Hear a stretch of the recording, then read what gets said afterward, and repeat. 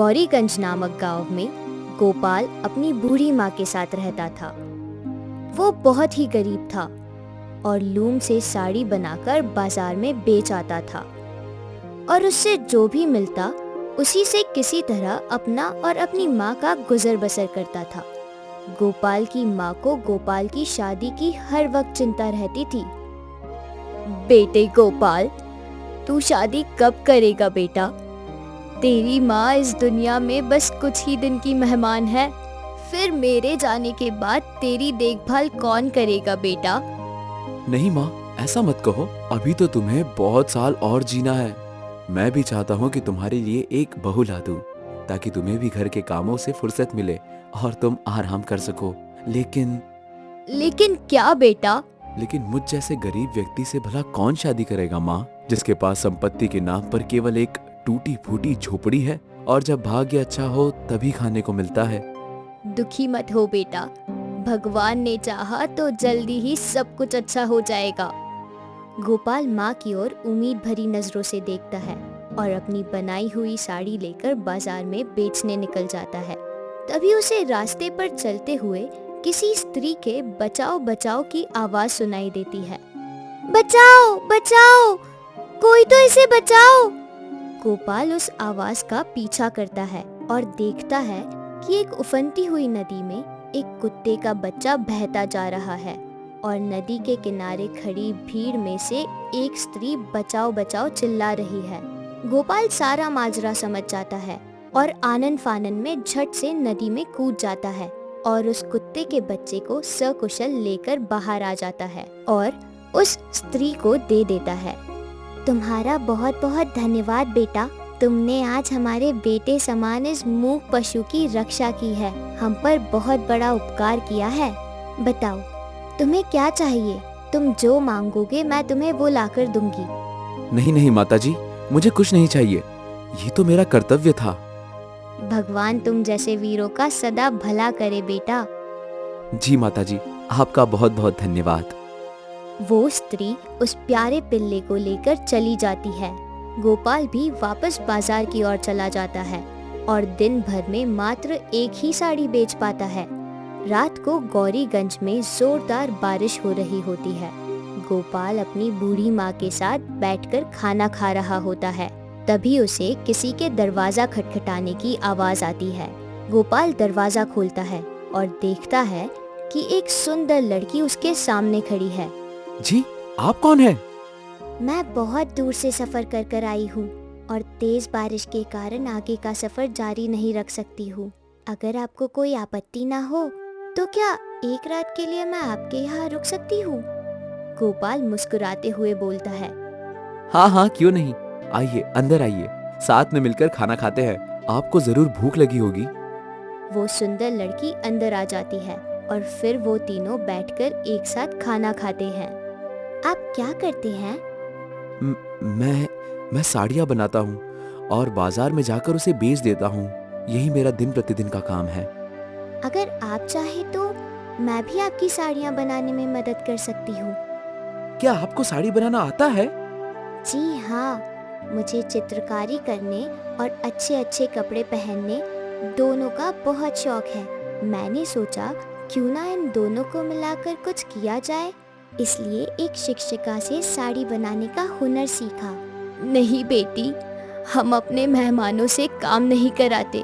तुम जाओ, आराम से सो जाओ। रात भर में बारिश रुक जाएगी, फिर तुम्हें अपने घर भी तो जाना है।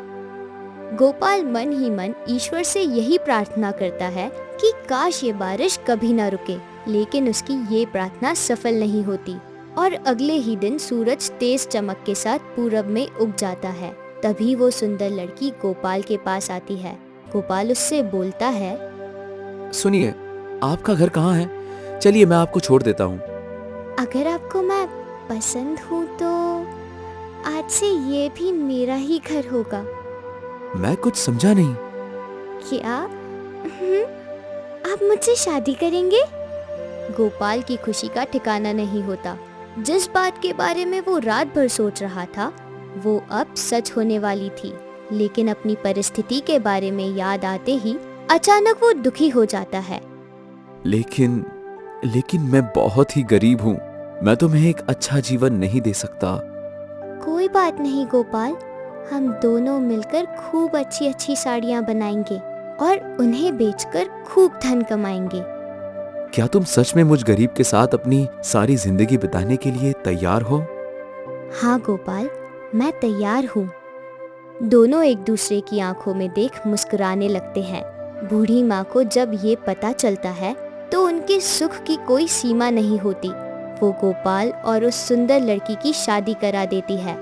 आखिरकार गोपाल को घर बसाता हुआ देखने का उनका सपना पूरा होता है। एक दिन वो सुंदर लड़की गोपाल से कहती है, सुनिए जी, मैं अंदर कमरे में साड़ी बनाने जा रही हूँ, लेकिन ध्यान रहे जब तक मैं साड़ी बनाऊं आप बाहर ही रहें, अंदर कमरे में ना आए। ये सुन गोपाल को कुछ अजीब लगा, लेकिन पहली बार उस सुंदर लड़की ने गोपाल से कुछ मांगा था, इसलिए उसने मना नहीं किया और वचन दिया कि वो कमरे के अंदर नहीं आएगा। दिन भर कमरे के अंदर से लूम की आवाज आती रही और रात को वो सुंदर लड़की एक चमचमाती हुई साड़ी लेकर बाहर निकली। गोपाल और उसकी बूढ़ी माँ ने इतनी सुंदर साड़ी अपने पूरे जीवन में नहीं देखी थी। अद्भुत, अविश्वसनीय, अकल्पनीय। तुमने ये कैसे बनाया? हाँ बहू, इतनी सुंदर साड़ी तो हमने आज तक नहीं बनाई है।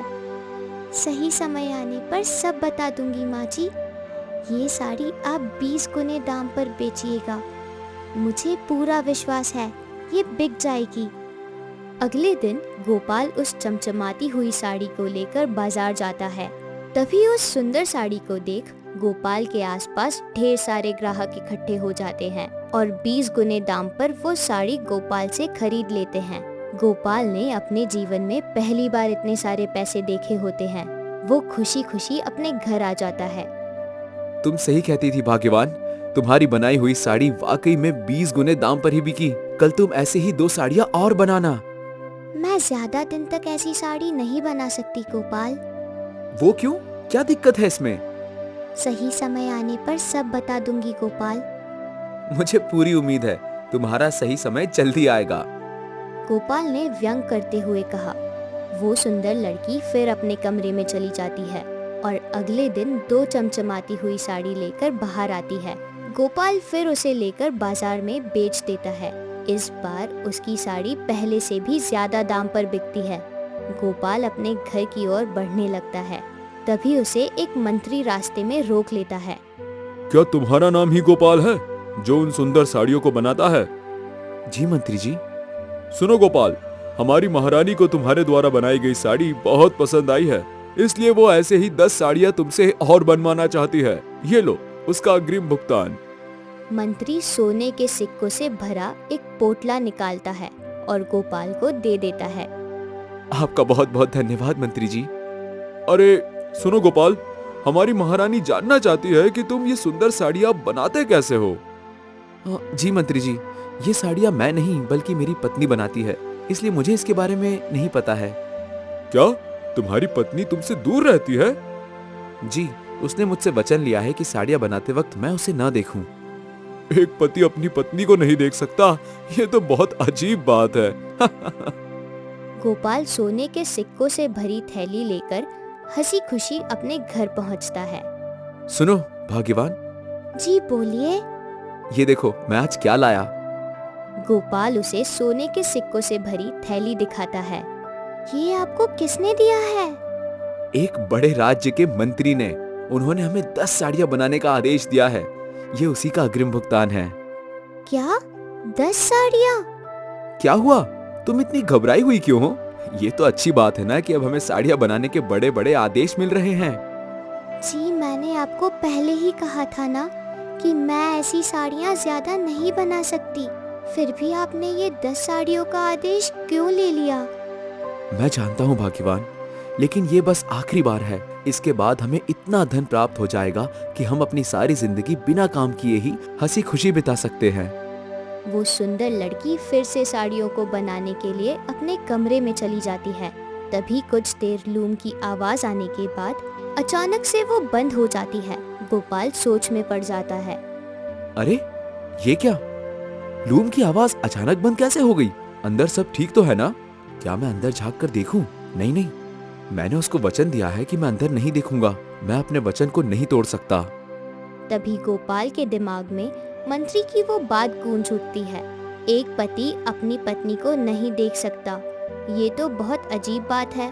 गोपाल तभी आवेश में उठता है और अपनी पत्नी के कमरे का दरवाजा खोलता है और सामने का दृश्य देखकर आश्चर्य से भर जाता है।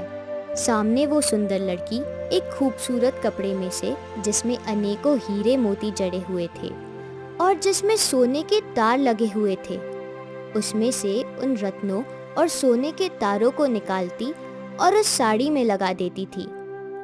गोपाल उसके पास दौड़ते हुए जाता है और पूछता है, सुनो, ये किसके कपड़े हैं? तुम्हारे पास इतने कीमती कपड़े कहाँ से आए? सच सच बताओ, तुम कौन हो? किसी साधारण लड़की के पास इतने कीमती कपड़े नहीं हो सकते। मैं कुंतल देश की राजकुमारी मालिनी हूँ। एक बार जब मेरी सेविका मेरे प्यारे पपी, जिससे मैं बहुत प्यार करती हूँ, उसे लेकर आपके गांव में सैर करने आई थी, तभी वो खेलता हुआ नदी में जा गिरा, जिसकी जान आपने बचाई थी। तभी से मैंने सोच लिया था कि मैं उसी बहादुर व्यक्ति से शादी करूंगी जिसने अपने जान की परवाह ना करते हुए मेरे प्यारे पपी की जान बचाई।